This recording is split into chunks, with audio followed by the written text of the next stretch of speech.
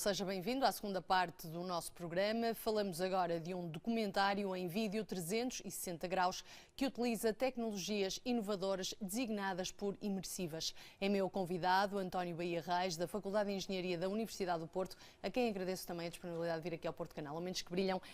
Já vamos falar um pouco melhor, ou ao pormenor, desta tecnologia, mas começamos por falar deste documentário. Segundo percebi, são 7 minutos a contar a história de um homem que é apaixonado pela construção naval. Olá, Cláudia, obrigado pelo amável convite.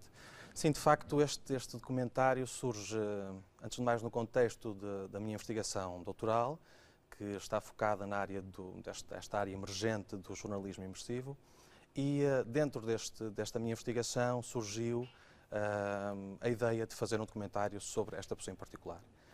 Este homem é um homem simples, de traços fortes, um homem do povo, de um concelho muito pitoresco da Ilha da Madeira, Câmara de Lobos, um homem dedicado à construção de barcos durante muito tempo, sobretudo porque Câmara de Lobos, historicamente, está muito associada à atividade pescatória, embora agora esteja associada muito à atividade turística.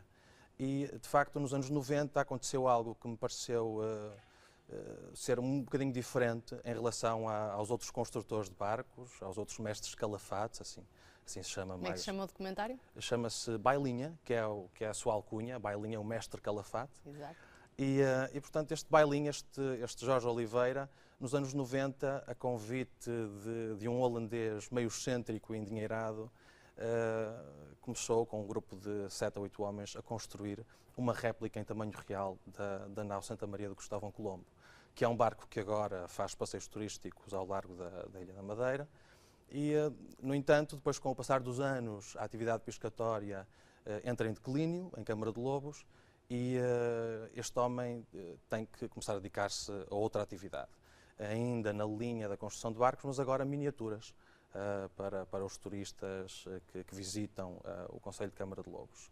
No entanto, também nem isto conseguiu continuar a fazer, por circunstâncias também políticas e sociais, acabou por deixar esta atividade. E a ideia deste documentário era, no fundo, fazer aqui um profiling, fazer aqui uma espécie de retrato fiel da vida e da paixão deste homem, mas também gerar alguma consciencialização social e cultural e, sobretudo, política para a sua situação pessoal. O que efetivamente se deu, portanto, houve também aqui uma receptividade por parte das entidades, das instituições políticas, do poder estabelecido, chamamos-lhe assim, na Ilha da Madeira, e de facto a situação deste homem vai ser no sentido de reinseri-lo na sociedade, outra vez como artífice, como artista. Em relação à técnica usada neste documentário, falamos de vídeo a 360 graus. O que é a temática do jornalismo imersivo? Excelente pergunta. Ora bem, o jornalismo imersivo, como o próprio nome indica, pressupõe que há aqui alguma imersão. Sim. Imersão em que sentido? E nós já todos vemos por aí que têm surgido nas grandes superfícies e lojas ligadas à tecnologia óculos de realidade virtual, agora cada vez mais, também associados muito aos videojogos, que também é uma indústria que tem deitado muito dinheiro para esta amálgama de desenvolvimento tecnológico associado às tecnologias imersivas. O jornalismo imersivo vem, no fundo, uma consequência de um ressurgir das tecnologias imersivas, mais concretamente da realidade virtual, por exemplo, ou o vídeo 360. E isto da realidade virtual já existe há muitos anos, nos anos 90, houve um grande boom, mas ainda não havia suficiente qualidade de imagem para que se tenha institucionalizado e massificado. Eu diria que, sensivelmente, a partir de 2012, 2013, surgem novos gadgets, novos brinquedos de realidade virtual, novos óculos e surgem também câmaras de vídeo 360, que de uma forma muito simples nos permitem uma gravação de tudo aquilo que está à nossa volta. No fundo, e quando colocamos os óculos, eu costumo dizer que é o mesmo que colocarmos um aquário de peixe dentro da cabeça e podemos ver tudo aquilo que está à nossa volta. O jornalismo ficou um pouco curioso acerca disto. Isto porque, e eu costumo dizer que os jornalistas, alguns, os que estão mais ligados à tecnologia, começaram a ter aqui um brinquedo novo para fazer algo diferente. Claro que depois também há aqui questões éticas que podem surgir e que eu também falarei disso já a seguir, que são muito importantes relativamente às práticas jornalísticas, à deontologia, etc.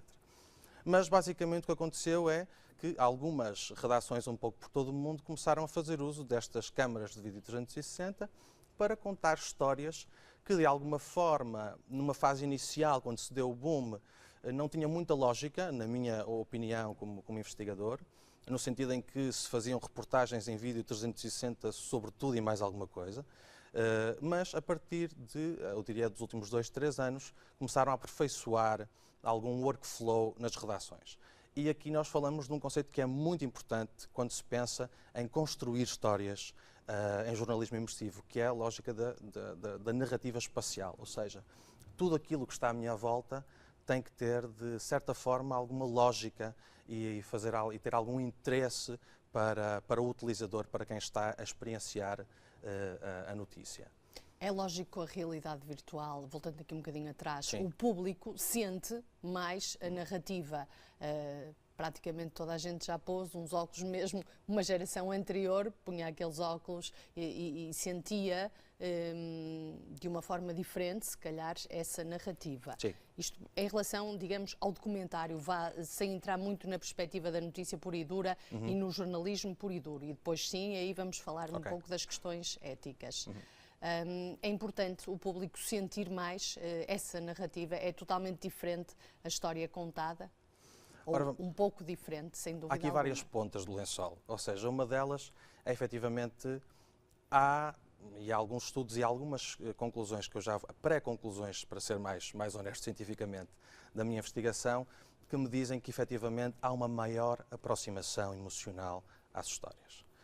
No sentido em que dá-nos basicamente aquela sensação de estarmos lá, não é? Como se lá estivéssemos na primeira pessoa, portanto é uma experiência na primeira pessoa. Portanto, do ponto de vista do uso destas tecnologias para contar histórias de forma diferente, que nos dão uma perspectiva diferente daquilo que estamos a ver, parece-me muito bem. Do ponto de vista da construção da narrativa, do ponto de vista do storytelling, parece-me essencial pensar muito bem na história, antes de utilizarmos esta tecnologia ao desbarato. Isto porque eu acho que o conteúdo e uma boa narrativa é sempre rei. Portanto, não há desculpa para uma má construção de uma história ou uma história que realmente mereça ser contada. Portanto, primeiro a história e depois a tecnologia. E é curioso que eu tive uma infância muito curiosa, muito ligada ao jornalismo. O falecido pai era um jornalista da velha guarda e recordo-me a minha infância e a minha adolescência em redações de jornais e não só, sobretudo na região norte, aqui no Porto, o modo como os jornalistas trabalhavam durante o dia, e tento imaginar como é que jornalistas como o meu falecido pai iriam usar este tipo de tecnologia, ou seja, que impressão é que lhes ia causar, e acredito seguramente que até poderiam adotar este tipo de tecnologias nas redações, mas sempre partindo do pressuposto de que se respeitavam as boas práticas jornalísticas. Então, e a terminar, é mesmo essa a questão deontológica, porque eu na realidade virtual posso criar a imagem que quero que o público veja. Sem dúvida. Em parte é verdade, em parte é mentira. Desculpe-me. E isto porquê? Porque o que é que o jornalismo tem usado? O jornalismo tem usado, sobretudo, o vídeo 360, que não deixa de ser uma gravação de imagem, correto? Portanto, o que é que pode acontecer aqui? Pode acontecer alguma manipulação da imagem, como acontece também, não é? Nós, quando criamos um lead, até certo ponto, estamos também a criar aqui alguma manipulação do público, num sentido muito inocente da expressão, chamamos-lhe assim. E também falando um pouco na evolução do que é o jornalismo ao longo do tempo e dos tempos, num tempo longo, chamamos-lhe assim, há sempre aqui um lado demoníaco quando surge uma nova tecnologia, não é? Quando surgiu a televisão ia destruir a rádio, quando surge o digital ia destruir a televisão. Portanto, eu não acredito que estas novas tecnologias venham retirar o lugar ao que já existe. Podem sim, em contextos muito específicos, ser complementares, no sentido de dar uma perspectiva diferente de uma informação que já é vinculada de forma tradicional. Do ponto de vista da ética jornalística, eu costumo dizer que a questão ética parte sempre de quem a faz. Portanto, a Câmara não tem vontade própria, ou seja, se há aqui uma boa prática jornalística de raiz, numa instituição que já tem uma tradição bem estabelecida de fazer bom jornalismo, não vai ser uma nova tecnologia que vai retirar essa capacidade de produzir boas histórias para o público. António Bahia Reis, muito obrigada, uma conversa muito agradável. Obrigada pela sua disponibilidade. Obrigado. Termina por aqui o Momentos que Brilham. Já sabe, regressamos na próxima semana com mais ciência e investigação. Fique bem, fique na companhia do Portugal.